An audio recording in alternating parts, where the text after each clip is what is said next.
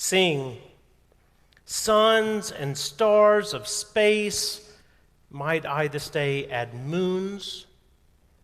Sing, ye that see his face. Sing, Jesus Christ be praised, God's whole creation, or both now and evermore shall Jesus Christ be praised.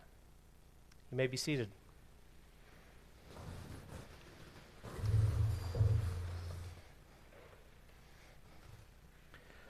Of course, I added moons.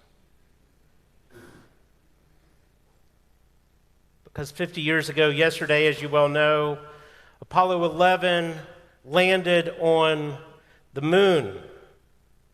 To this day, it's a marvel to me how they pulled that off, how they describe it in documentaries, and I've seen it even in movies. I can't figure it out. All the precision, all that they did, that had to go precisely just like this with technology that was so far behind what we have to this day.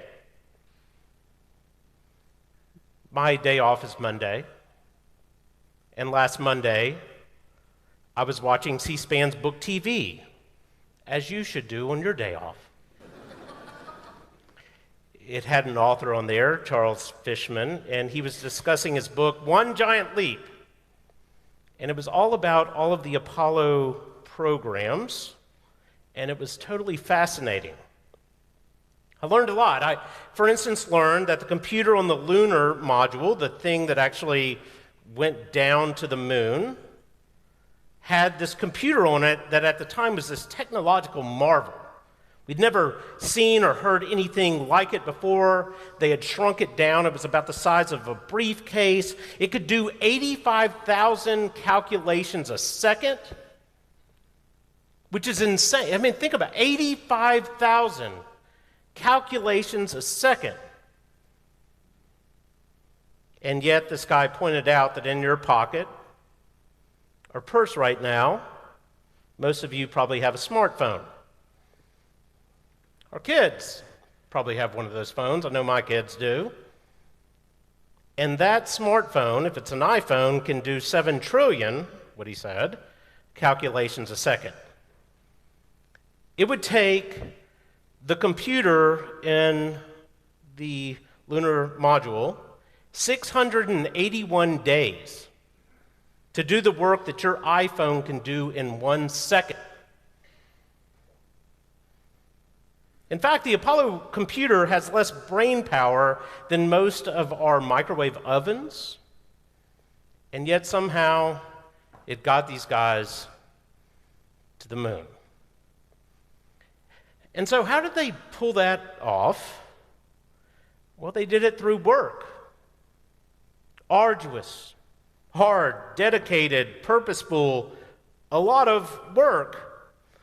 And a lot of work by a whole lot of people. In fact, he said 400,000 people were involved in the Apollo program. Everybody from Playtex, who not only made the Cross Your Heart bra, but also made the spacesuits that the astronauts wore, to the 29-year-old computer engineer who saved the entire landing when everything was going haywire because a computer was freaking out because even 85,000 calculations a second were not enough, and it was overloaded, and it was going off as they were trying to land, and he knew that it was still okay to go. A 29-year-old pulled that off. But he was only one of 400,000 people. It was the largest single project undertaken by human beings outside of a war. It was 10 times the scale of human work as the Panama Canal, 3 times the size of the Manhattan Project. For every hour of space flight, not just Apollo 11, but of all the Apollo missions, every hour of space flight required 1 million hours of work to be done on Earth to make that happen. The typical American works 100,000 hours in a work lifetime. And so for every single hour of spaceflight through all of those missions, that required the equivalent work of 10 Americans to work their entire lives. Imagine doing anything for an hour that required that dedication. We live in a society that values action and doing. Oftentimes it's masochistic. Maybe you have a job that has a boss that views it that way. I even notice this in weird things like sports, like football. I'm a Kansas City Chiefs fan, I think as most of you know, and it's crazy to me how they, like with pride, say the coach gets in there at least by 4 a.m. every day, which sounds kind of sick for a game, and yet it's valued because we value action and work. This church, St. John's, if you haven't noticed it, is full of A-type personalities. There are a lot of doers in this church. If I had to tell you one thing that puts this church in my mind in a different place than any other church I've served or worked for, and I mean it actually in a great way, is that it is full of doers. People that do with their lives. They give, they push, they achieve. And yet, even if you wanted to be the most laid-back person in the world, you know, like if you watch The Big Lebowski and you want to be that guy or something, I think still you would get sucked into this world's frantic busyness. This world is frantic and hectic and obsessed with, you know, just kind of running around like chickens with heads cut off. And I guess I want to put before you today, as much as anything, the difference of purposeful work, like what was done to achieve the Apollo mission, and distracted busyness, which, let's be honest, is all-consuming and all around us and soul-depleting. The Apollo program did a mind-blowing amount of work, and yet it was given over to purposeful meaning, whereas most of our days are filled with noise and bustle and those smartphones and social media and email onslaughts and meetings for no particular sake, by news that seems to change and come at us every 10 minutes. And I don't know about you, but when I am in the midst of all of that, I have a really hard time to find any purpose or meaning at all in it. Jesus said, Martha, Martha, you are worried and distracted by many things. There is need of only one thing. I preached this sermon many times. I told David on Tuesday, what in the world am I going to say new about Martha and Mary? Everybody like, are you a Martha or are you a Mary? And it's like the yearly opportunity to get down on people who do actually the work. Like, I'm glad that Martha makes dinner. I presume Jesus is. And we kind of leave it there, like, don't be a Martha and do all the work. Be Mary and sit at his feet, and that's the kind of way that we interpret this. And it kind of puts all of us A-type personalities everywhere in our place. It's kind of work versus being. And I preached it that way. I will tell you, it's odd that we always say, well, are you a Martha or a Mary? What about the guys? Have you noticed they're all sitting around just waiting on dinner? I mean, they're not doing anything.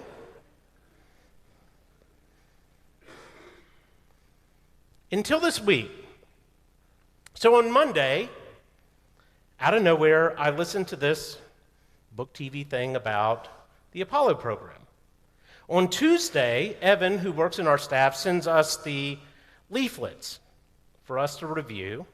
And I happened to look at this text, and I don't know how, after 20 years of being a priest, this stood out, but it did. The word distracted. Martha, you are distracted by many things. There is only need of one thing. So I went deep, and on Wednesday had a friend who's a clergy person who knows Greek way better than I do point out the fact that that word distracted in the Greek is only used one time in all of the New Testament. It's right here. And it means to be drug around. Martha is being dragged around by distraction, by busyness. It's not purposeful work. It's things that are controlling her and have all of her being. They're calling the shots. It's created nothing for her. But as Jesus adds the words worry, she's distracted by many tasks. And she forgot the one thing that was primary. Now, last week, we heard the story of the Good Samaritan. If you were here, hope you were. It's a great sermon. The reason that came last week is it's because it came immediately in Luke's gospel before this passage. So, in other words, Luke's gospel goes like this: the parable of the Good Samaritan, and then the story of Martha and Mary. Now, if you know this parable, you know that what Jesus is talking about is doing something, about giving action for the benefit of another person. It's about purposeful work. The Good Samaritan did this heavy, heavy lifting, almost literally, for this poor guy. He did something for him. And when you put these stories together, as they are in the Bible, it seems impossible, at least to me, to think that Jesus is saying that doing things in our life is a problem. It's whether what we are doing is worthy of us doing it. Are lesser things dragging our lives around? In the parable of the Good Samaritan, a priest and a Levite walk by the injured man, as you may remember. They go to the other side of the street. A lot of preaching's been done about this. I've done it myself, about how maybe they were, because, they wanted to be pure religious people. They thought maybe he was dead and didn't want to be tainted or whatever. But how about this? Maybe they walked by him because they were late to the 8 a.m. Eucharist.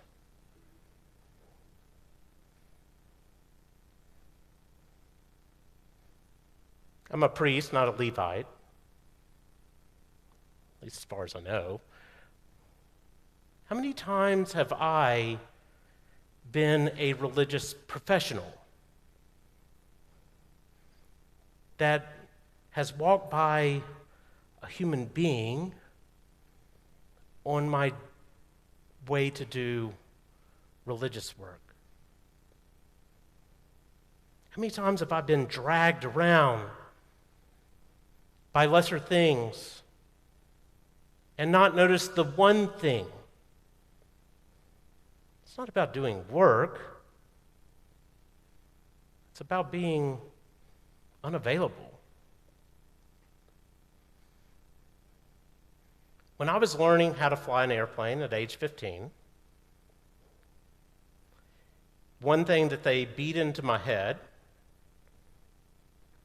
was something that they probably should to a 15-year-old, that the first rule of dealing with anything that happens in that airplane is to never quit flying the airplane. I don't know if this resonates with you, Wade, Marine pilot there. I heard this on the movie Sully that I saw a couple weeks ago. And Sully Sullenberger never quit flying the airplane. He brought this up, and it was something that was told to me over and over and over again. If something happens in the airplane, don't forget to quit flying the airplane. Because people do that all the time. And then they stall the airplane. They're not looking. The airplane does something that they don't want the airplane to do. And so they have an emergency that turns into a way bigger emergency. And I think about that with life. When you're living life, don't forget, no matter what's happening, to keep living life. What was the reason for the gathering at Martha and Mary's home? It was to be with Jesus. Dinner's great. It's wonderful. And yet the first thing has to be the first thing. If Martha's busyness took her away from that, it wasn't worth it. She quit flying the airplane. My mom loves to have us all together. Shelley just knows exactly where I'm going with this. And yet she puts together these meals, and she gets so into the meal. She's so Martha that she gets upset if the meal's not just right and everybody's not right there and all the rest. And Mom listens to my sermons. Sorry, Mom. But we quit flying the airplane. And we live in this time when we're all running around crazy. And that craziness seems to be expected of us by our employers and by society and by social media and all of our obligations. And yet I want to ask each and every one of us here today, what are the first things for you in your life? What makes you forget to fly the airplane? We here at St. John's, I don't know if you've noticed, have made certain changes over the years. David, who oversees the programming work of the church and putting that together, as we're actively doing for the fall, 2 or 3 years ago came in, and his wife Andrea, he was running all this by her, and she said this, I look at all this and it's almost exhausting. And I don't need more things on my calendar. What I need is my church to be giving me purpose and meaning and connection. And we have tried, let's be honest, it's a very busy congregation, but we have tried to only add new things that build community and allow us to be together and to go deeper instead of just doing things. In other words, we don't want to mirror the franticness of the world. Now, it may be a moonshot for you to have your life not dragged around by all the many tasks that are before you. It might even take all of your life's work to go towards that. And yet, in that 13 minutes that it took that crew to take the lunar module down to the moon, everything went crazy. The computers went haywire. Neil Armstrong looked down and noticed that they were going to land on boulders. There was every reason to abort. In fact, they landed with 15 seconds. 15 seconds of gas, or they would have been stuck there, and Neil Armstrong decided to fly the airplane. and he took them to a place that they could land. And although no one had ever called it that before, after that 13 minutes of mayhem, you know what he said. Tranquility Base. The eagle has landed.